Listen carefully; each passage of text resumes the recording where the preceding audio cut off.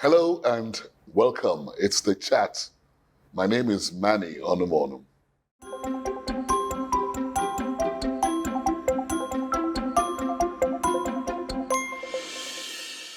If there's anybody that knows the airways even better than the birds, it will be my guest on the program this week.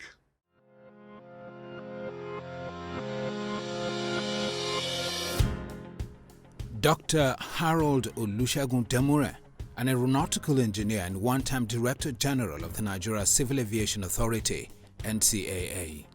Demure was born in Ijebu-Ode, Ogun State on May 31, 1945. He attended Ijebu-Ode Grammar School, where he obtained Cambridge High School Certificate HSC and General Certificate of Instruction, GC Advanced Level in 1964.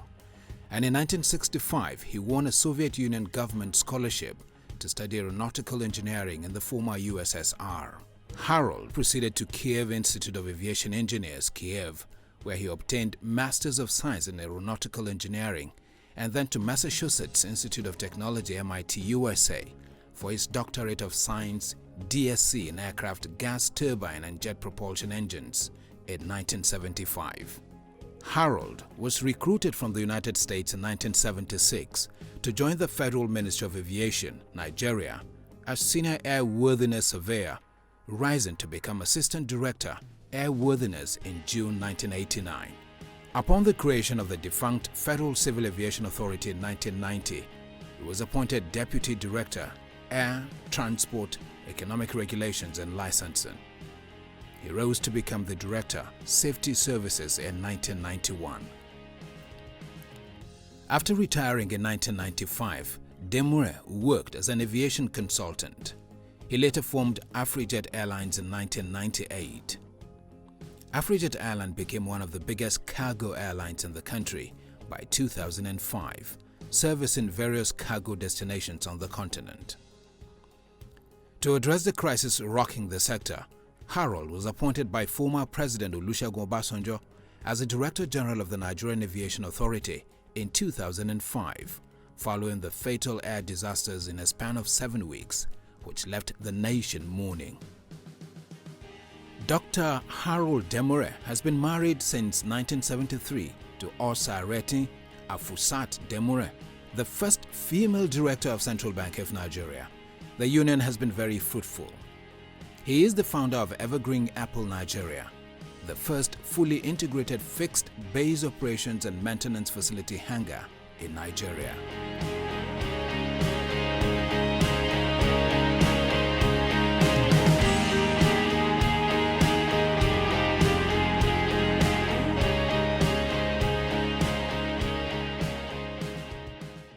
Dr. Harold Demure, it's so good to see you again. Good morning. I was just saying the last time I saw you was in Abuja. Right. Now we're in Lagos, sitting together face to face as a retired, public officer. Right. But it doesn't necessarily mean you're retired from work, is it? Continues. Work continues. Let's even go back to your early days. First you had education in Russia? No, but here in Nigeria first. In Nigeria, I went to primary school. It's called Christ Church Pologun School. It's an Anglican primary school. Mm-hmm. And then it's attached to Ijebu-Ode Grammar School. I also went to Ijebu-Ode Grammar School for my secondary education. I stayed over to do my A-levels. And when I finished the HSC, then I got a scholarship from the Federal Ministry of Aviation, Ministry of Education, External Bureau. Yeah. And I went to Soviet Union to study aeronautical engineering. First of all, why the choice of aeronautical engineering? Did you play with a lot of toys? During our time, there was Yuri Gagarin that went to space. Yes. So it was inspirational for young people. So from that time, I've been trying to find out. I was very good in maths and physics in any way. So that was going to be engineering, but which engineering was going to be. Is that what your parents wanted you to be at that time? My father wanted to be a lawyer. Oh, yeah, but I was very bad in Latin. I was getting 0 in Latin, getting 100% in physics. Yeah. So it would be a major problem in the family. What's happened with Shegun? But I remember Bishop Kale then, a cousin to my to my father. Said, no, allow him. He's doing very well in physics. That's very good. So I then studied physics, and I then decided I would do aeronautical engineering. What did you take up as a first job when you came into Nigeria? I went straight to Ministry of Aviation. I was an airworthiness surveyor, they call it, the airworthiness surveyor. They now call them airworthiness inspectors now. And then I started. And my first job was on DC-10, which Nigeria was buying there in Long Beach, California. So we had to go with them, and then that's how I started. That's how we started there. And you spent 40 years or more in the aviation industry. For my life, more than 40 years now I've been in aviation. That's what. From 1965, when I left Nigeria, till 2013, I finally stopped working for government. And now also, and because of that time, I also serve on the board of the Flight Safety Foundation, which is the foremost for aviation safety in the world. So we continue. Latest technology. How can we improve aviation? What are we doing next? What is wrong? You rose up to the post of the Director General of the FCAA. That's the Federal Civil Aviation Authority. NCAA. NCAA, First, right. I rose up to become the Director of Safety in the FCAA. We used to call it FCAA, the Director of Safety. Then 1965, we were retired. All of us were fired. We call it Thursday morning massacre. And we were fired. Hey, tell me about it. What happened? Well, there was an accident then. The accident was occurred to an airline. It was hack here, lost a lot of people. And then I grounded the airline. I shut down the airline. The minister was not happy that I did that. So I was there. He said, we didn't inform him. And I said, no, he said, we didn't take permission from before we shut down the airline. I said, I don't need to take permission from I just need to inform you that I've done it. And it didn't go well with him. I was going to say, after then, there were 2 air accidents coming one after the other. Yes. And at that time, you had left. I've left. I was so you had to be recalled. Yes. I was recalled then. I remember Vet was Bellevue. So Soliso and Bellevue. And then Bellevue, a lot of loss of lives. It was very sad indeed. And then they then started a committee. We're already doing well in private sector. We're already doing our stuff. We're no longer interested in government. But the government said, you come back. So we came back. How did you feel when you were asked to return? I felt, first of all, there was a dilemma for about 2 weeks. Did you feel indispensable? Not really. I just thought I didn't want to work for government again. When we were retired in 1965, I told my children were already studying in America. And I said, I've been you couldn't use fired. The word I used was fired. You used fired. I said, we have been fired. And they said, there were small children. They said, we are fired. Now they fire people. I said, yes, they don't want to have been fired. And then it was all agreed among us, say, nobody will work for government. We'll do private work. Oh, really? Yeah. So when they now started to come back. You discourage your children from working for government? And right now, none of them is working for government. They're all in private sector. Yes. Only my wife, myself work for government. And all the rest work in private sector. It's very interesting. So when you returned, what did you have to do to, Aviation? Yes. Well, to stop. Well, we first of all, to be honest with you, when I came into NCA, first thing I noticed was, and this is not right, this is not a nice thing to say. I told them that I noticed, we checked what was going on. There was no longer enough knowledge in the system. There was no longer enough knowledge. Many people have been retired, many people have been sacked from airline, from aviation, from here and there. The people there no longer enough knowledge. So what we did was, we looked back in the industry, brought in some retired people who have left, who are very good. We brought them in to come and assist. And we did that immediately. But what about training and infrastructure? Massive training. I did that's what I was known for, trial. Massive training program. And we got help from World Bank, got help from Flight Safety Foundation, we got help from American FAA. ICAO was very, very, extremely very good to us. When I was growing up here, in Nigeria, we used to have a Nigeria Airways. Oh, yeah. And suddenly it's gone completely out of... Very sad that we lost Nigerian Airways. Nigerian government spent a lot of money on aviation. Who are you pointing fingers at now? I think all of us must take the blame. the government, they have too much too much interference. Look, Nigeria Airways had 10 managing directors in 10 years. No company runs that way. You don't run any business that way. 10 managing directors in 10 years. How can you operate that way? Everybody has their own policy, doing whatever they like. So that was all very good. Then the people inside in Nigeria was also, we are not so much as patriotic as we should have been. Ethiopian Airlines and African Airlines, they make a lot of money. So what do they do differently then? They do it right. They do it right. They're very serious. When we had a military government in Ethiopia, they didn't touch the MD of the airline. He stayed. The captain stayed throughout, was the MD. Ethiopian Airline was what NNPC is to Nigeria. The General of the Foreign Exchange. If I tell you this, you blow your mind. Do you know the biggest amount of revenue that Ethiopian Airlines make? They make from Nigeria. The ticket Nigerians buy. How is that so? Oh, you know, I mean, when I was DGNC, air transportation was my bread and butter. So we check every airline where they make their money and everything. They made a hub in Addis, bring everybody across and explain about the world. And they were doing it very well. They bought Dreamliner, 777. They bought the Max now, the latest aeroplane, and they maintain them. They have maintenance facility, training facility, flight crew training, cabin crew, they have everything in-house. So they can consolidate the money they make and do it. As you're looking at the aviation industry in Nigeria now, are you happy with the way the airports are? Well, listen, there have been a gigantic step to improve the airport. A lot of money has been spent. But it's not the amount of money you spend, it's how you spend it. You have to make sure it meets your something. Abuja has just been opened. Now it's better. It's looking good. They even joined, which was very good thing the government did. They have the train right from the center to the airport. Very good. We are going to enjoy this in future, no question. It's very good. Lagos, well, they have been the road from Oshodi to the airport right now to try to improve things. But we want to make Nigeria a hub where people can transit. Right now, if you buy a ticket from all over the world, you say you are going to Nigeria, people are afraid. Why? They believe once you come out, we don't have a transit lounge. You know when you go to Dubai, you get to that transit lounge, you can buy, you can move around, you can stay, you can rest. You never see a policeman there.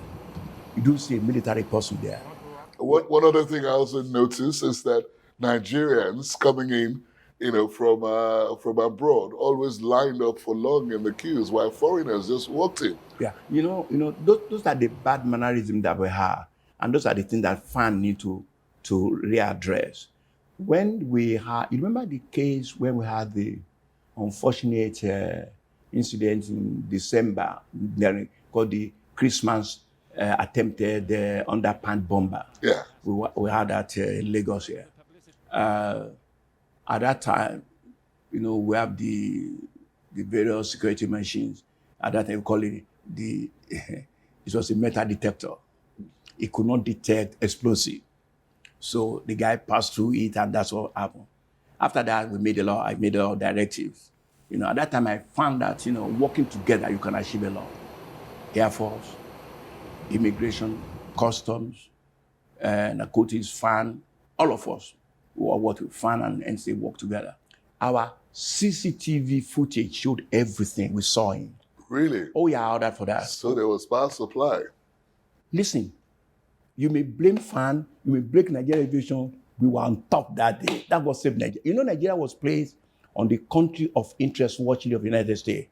After we showed all our name was removed. It was good for Nigeria. That was one thing, if you ask me one of the greatest things, that was one of the things we did. It was very good. And we worked together. MD FAN, all of us, immigration, custom, everything. It was. So tell me something, Dr. Demure. What can we do to get back our national airline? Do you think there should be more involvement of the private sector? I think it should now be PPP, public-private participation. I think we should do it together. And I think we can lead the federal government, go to have land, go to require a lot of things to do. That's what we should do. And then you can have private sector to get in. But the important thing is this. We must stop political interference the running of aviation. Unless we stop it, you can form another airline 20 times, it's going to go around the drain. How can you say because I'm the Speaker of the House or I'm Senate President, employ my sister who had just finished university, employ in Nigeria, and make him director of legal.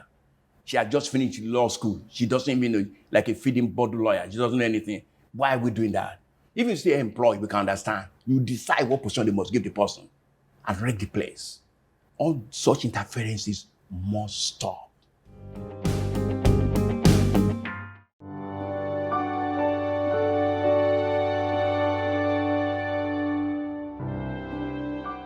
Here we are. At this point, Dr. Demure, you have to pick a question. Wow. Whichever question you pick from this box, you have to answer it. Gee, what are you trying to do here?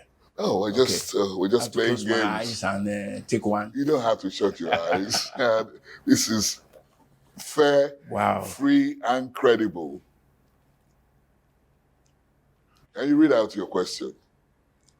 What are your thoughts on the conduct of the just concluded 2019 election and the representation of women, youth, and disabled persons? Wow.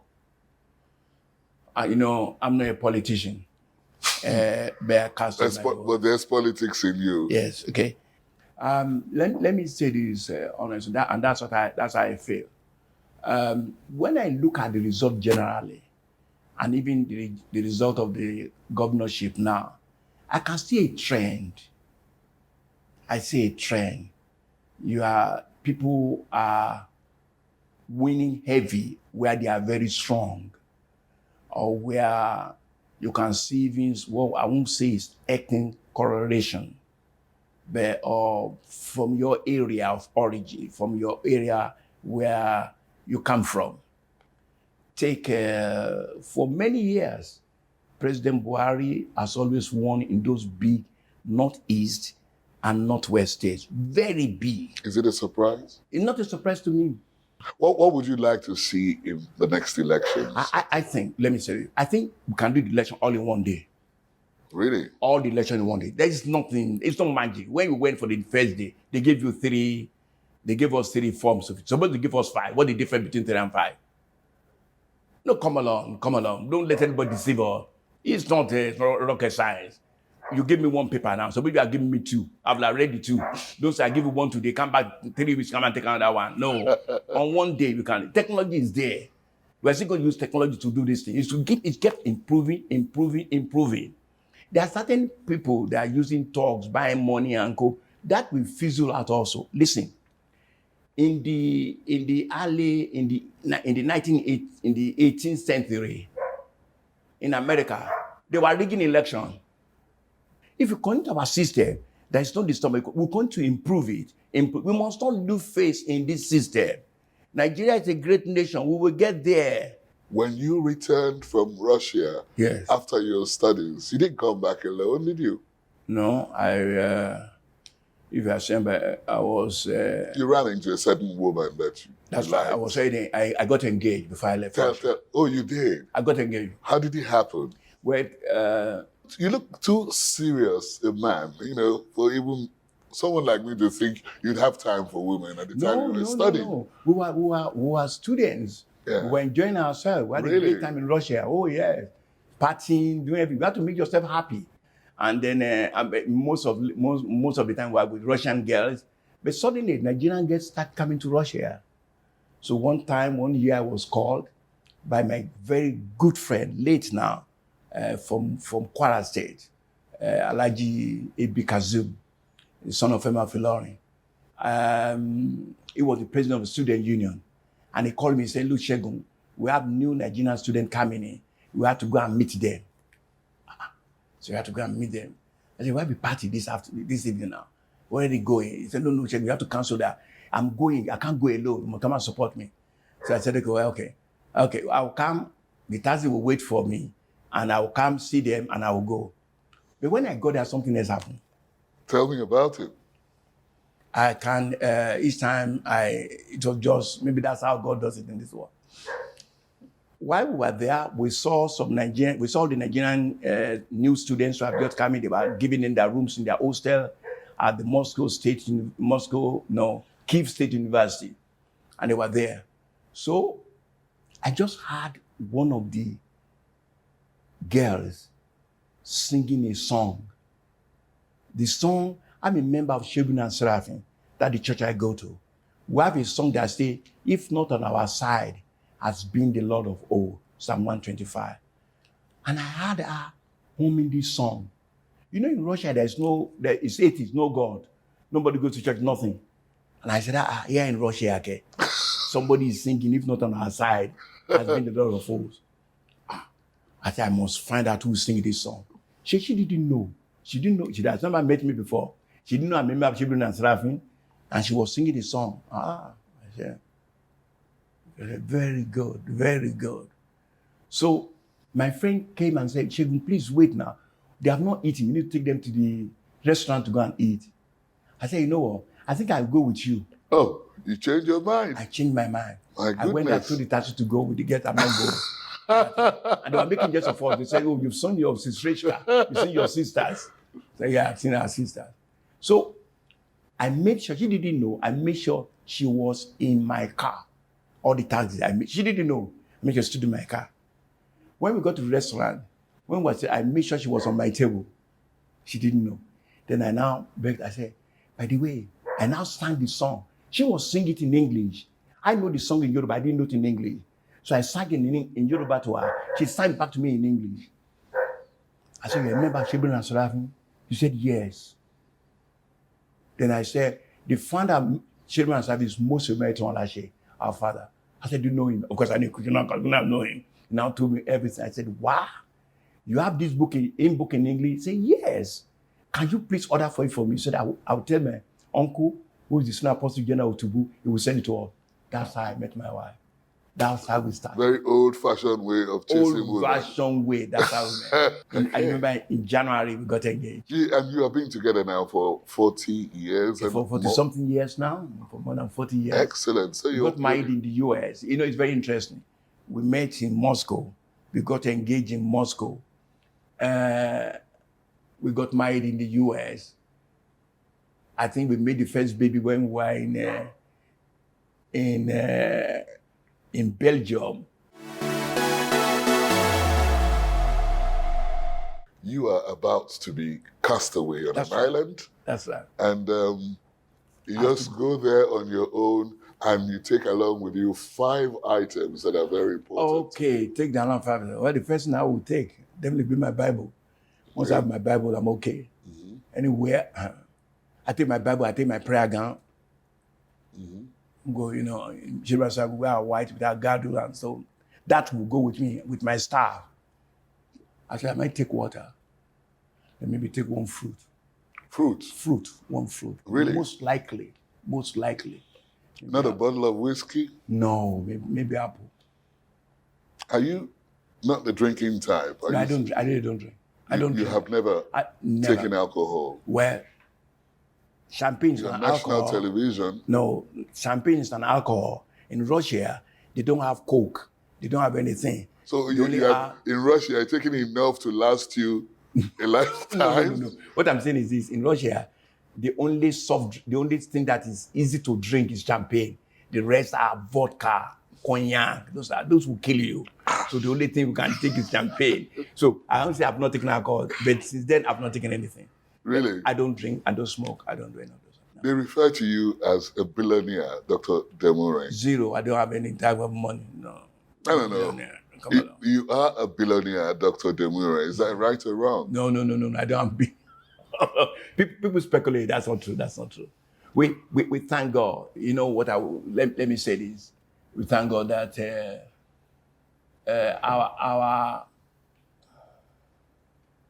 our needs in life are not too much that it cannot be met. Can I ask you what is the most important need in your life?